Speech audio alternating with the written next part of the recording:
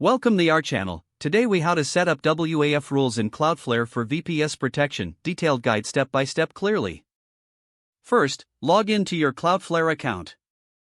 Select the domain you want to protect. Navigate to the firewall section on the left sidebar. Click on Web Application Firewall or WAF. In the WAF settings, you will see various rule sets available. Review the list of available rules based on your application type. Choose the rules you want to apply by checking the box next to each one. After selecting the rules, click the Save button to apply your changes.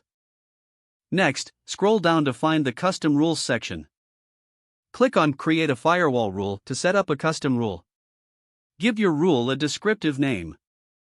Select the field you want to use for the rule, such as URI path or IP address.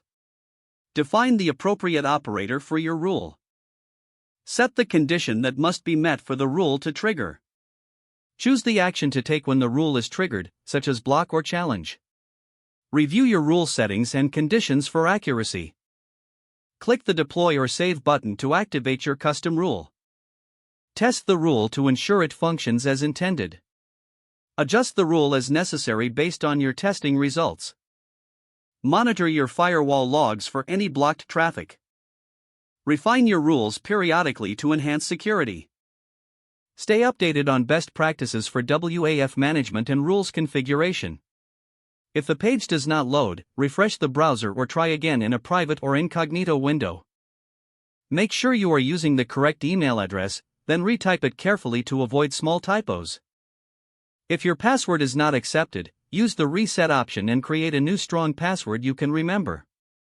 Check your spam folder for verification or security emails, then complete any requested confirmation steps. Enable two-factor authentication if available to improve account security and reduce unauthorized access risk.